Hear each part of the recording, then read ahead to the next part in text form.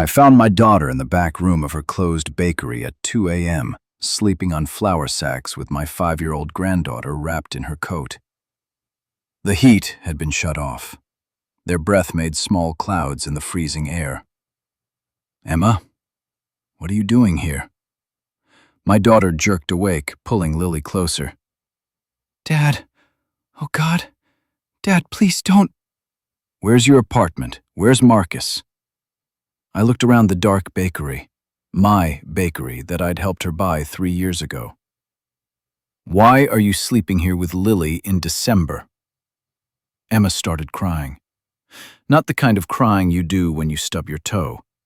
The kind that comes from somewhere deep.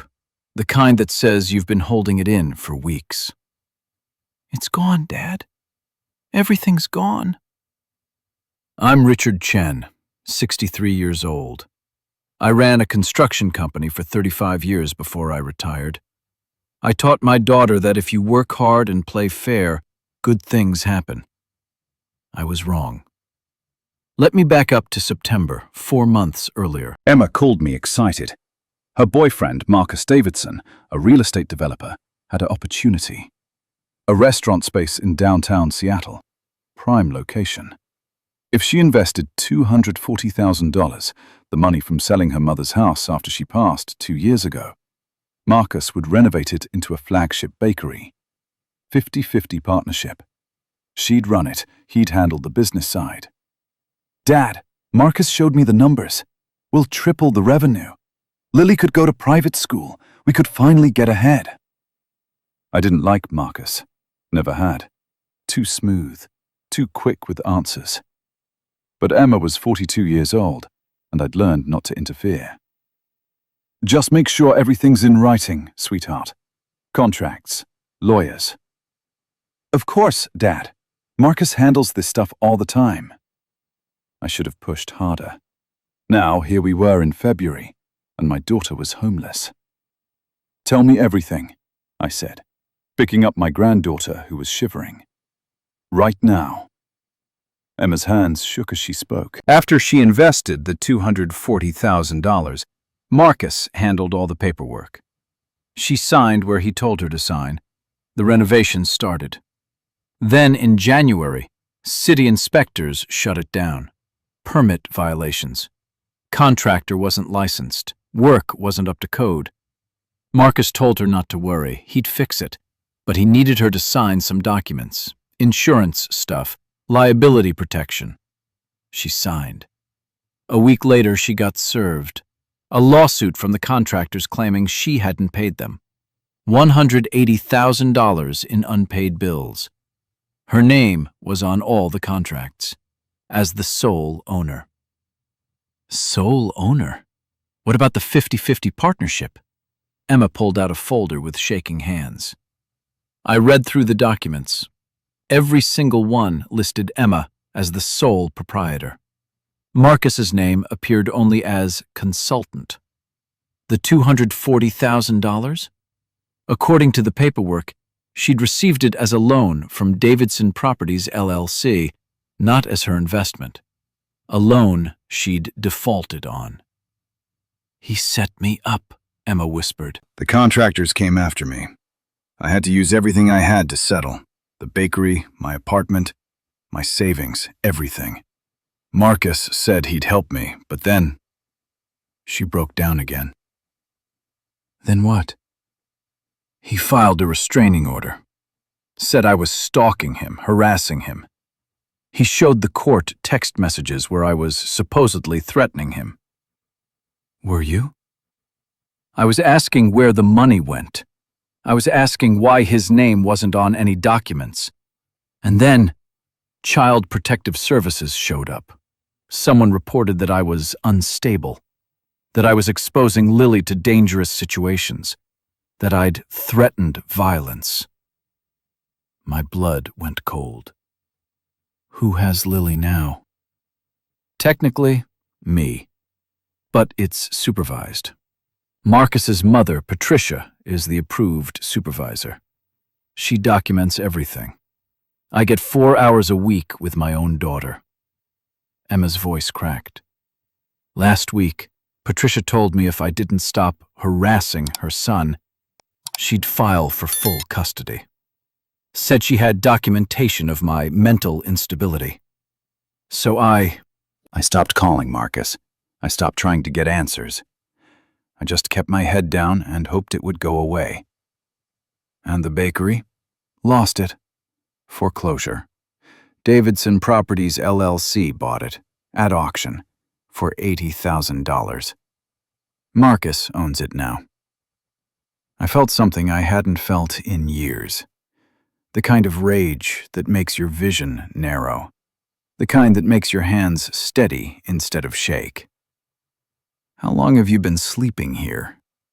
3 weeks. I sneak in through the back. The new owners haven't changed the locks yet. I looked at my granddaughter, sleeping in my arms, her face dirty, her coat too thin for a Seattle winter. I looked at my daughter, who'd lost 40 pounds, whose eyes had dark circles so deep they looked like bruises. "Get your things," I said quietly. "Both of you are coming home with me, tonight. And tomorrow, we're fixing this." Dad, you don't understand. I can't fight him. He has lawyers, money. If I cause trouble, he'll take Lily completely. Emma, I put my hand on her shoulder. I spent 35 years building things. Buildings don't lie. Numbers don't lie. Men like Marcus, they always make mistakes. Always. We're going to find them. The next morning, I made 2 calls. The first was to James Rodriguez, a private investigator I'd worked with on insurance fraud cases when I ran my company. The second was to my bank. "I need to know everything about Marcus Davidson and Davidson Properties LLC," I told James. "Employment history, business partners, previous deals, ex-wives, everything." "How deep do you want me to go?" "Deep enough to see bottom." "That'll run you about 15 grand. I didn't hesitate. "Do it." Emma stayed with me. Every 4 hours, Patricia Davidson would come to my house for the supervised visits. She'd sit in my living room with a notebook, writing down everything Emma said to Lily, how she held her, how often she cried. You seem very emotional today, Emma, Patricia would say, writing. Unstable emotional state, documented. I wanted to throw her out. Instead, I smiled. Can I get you coffee, Patricia? No, thank you, Mr. Chen. She looked at me like I was contaminated. I'm just here to ensure Lily's safety. After 2 weeks, James called. You need to come to my office, now. The file he showed me was 2 inches thick. Marcus Davidson wasn't just a real estate developer. He was a con artist. A good one. James had found 4 previous victims, 4 women, all around Emma's age, all single mothers. All had invested between $150,000 and $300,000 in various business ventures with Marcus. All had lost everything. None had pressed charges. Why didn't they press charges? James pointed to the pattern. Same playbook every time. He gets them to invest, sets them up as sole proprietors. When things go south, he files restraining orders and gets custody challenges started through family members. The women are so terrified of losing their kids they back off. He settles for pennies on the dollar, and they sign NDAs. Victim number 2 tried to fight. She lost custody for 8 months while the case dragged out. She settled. Where are these women now? I found 3. 1 won't talk, 2 might. Set up a meeting. The first victim was Sarah Martinez, 45, from Tacoma.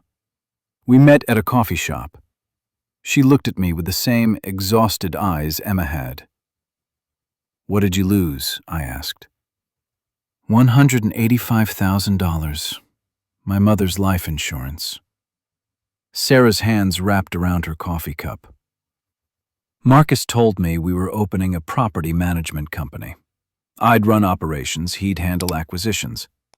6 months later, I owed $200,000 to vendors I'd never heard of. Contracts with my name. His name nowhere. What about your daughter? His sister filed for grandparents' rights. I didn't even know that was possible. They claimed I was neglectful. The court gave them supervised visitation while the investigation happened.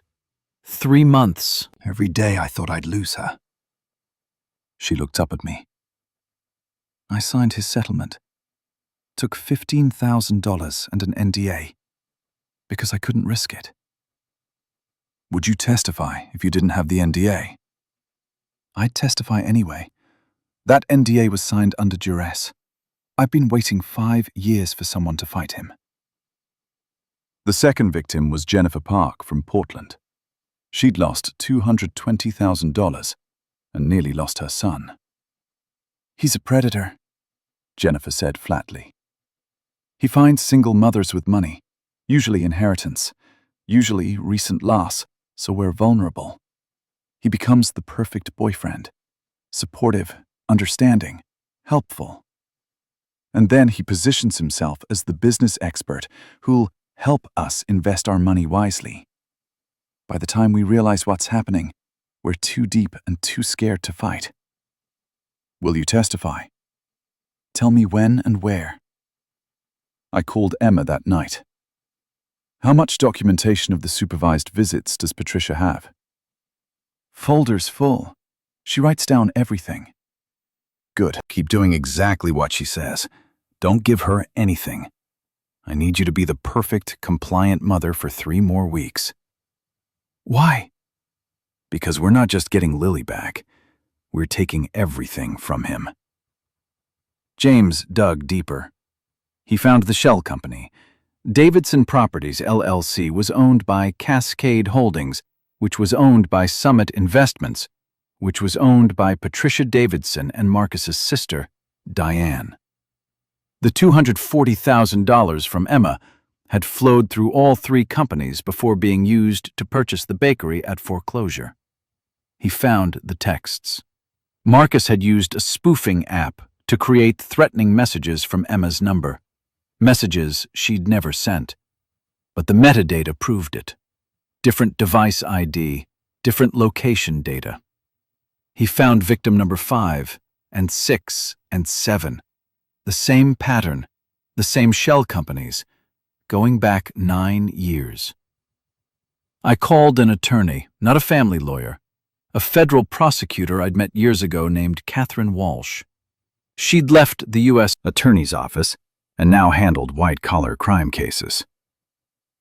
What you're describing is wire fraud, racketeering, possible organized crime if he's working with family members. Catherine read through the files. This is a RICO case, Richard, federal. We're not talking about family court anymore. Can we get Lily back?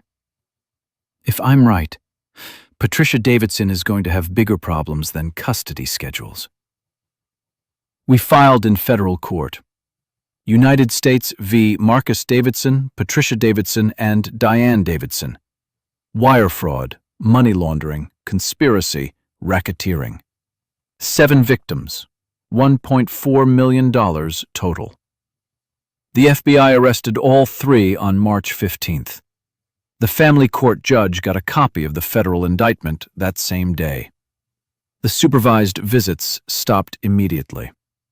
Emma got full custody back within 48 hours. I don't understand, Emma said, watching the news coverage. How did you do this? I didn't. Marcus did. He was so arrogant, so sure the system would protect him.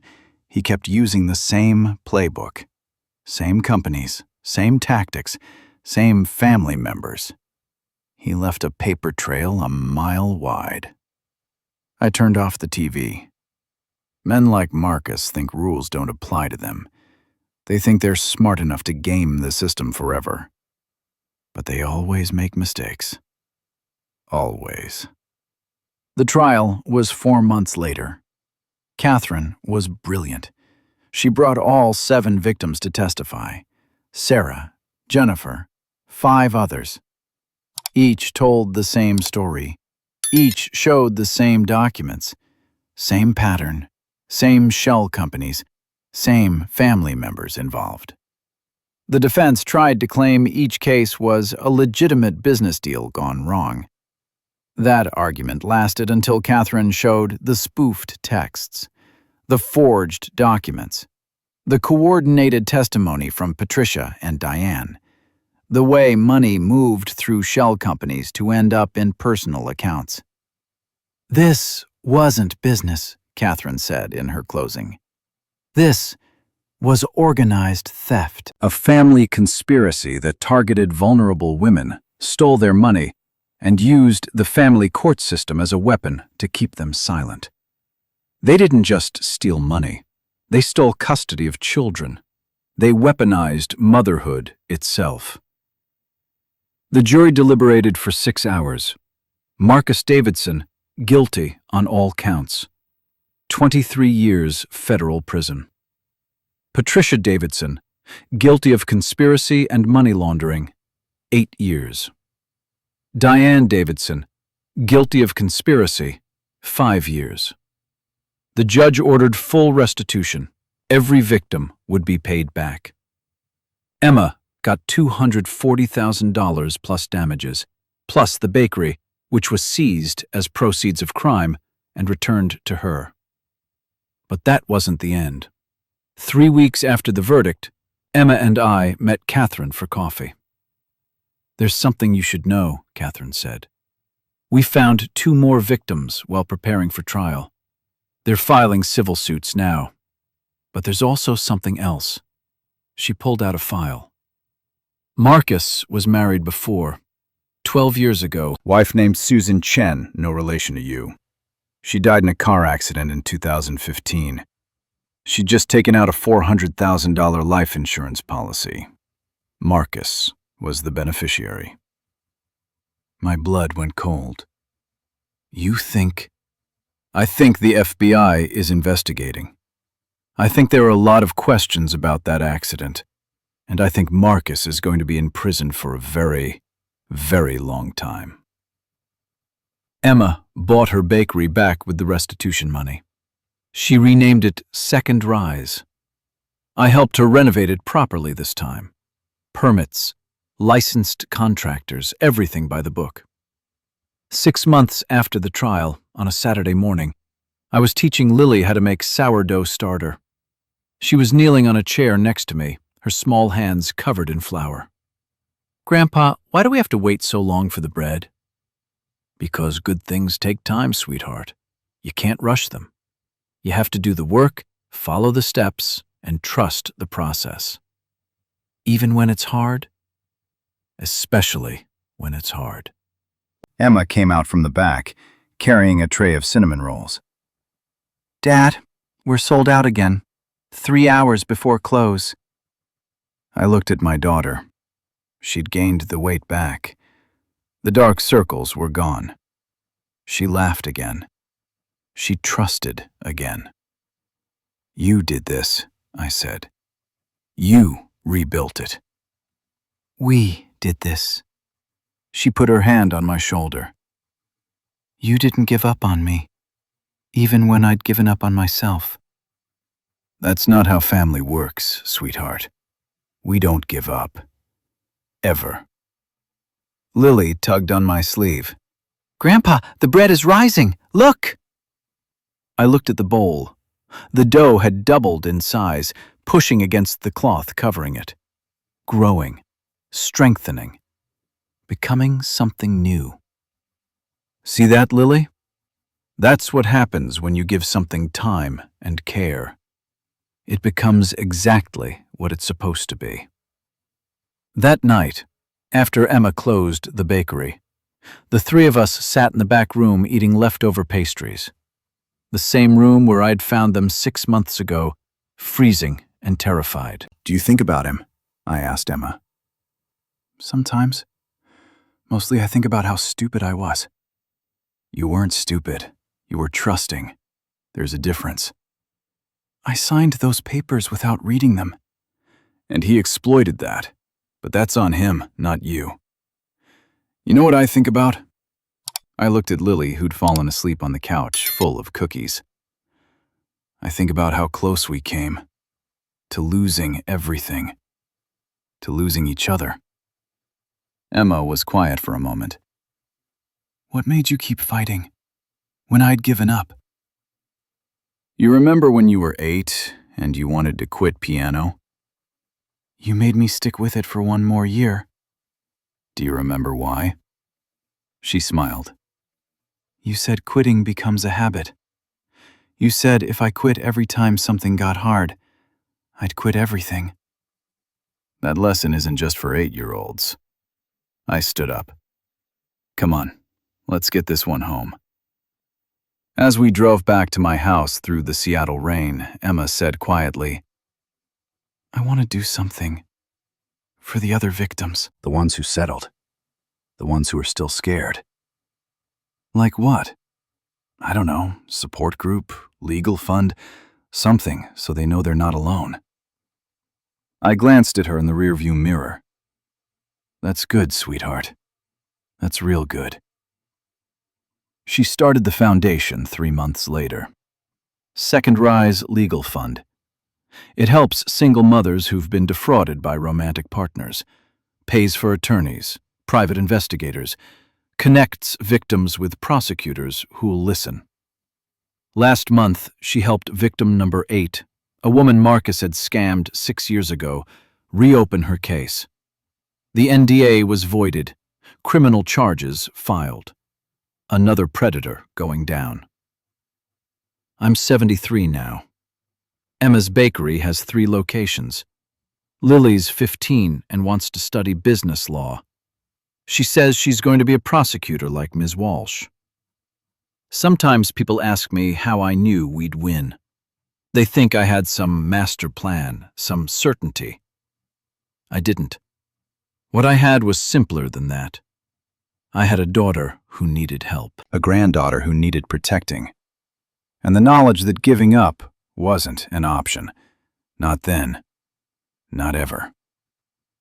You see, men like Marcus count on our fear, our exhaustion, our willingness to settle for less than we deserve because fighting is hard and we're tired and we just want it to be over.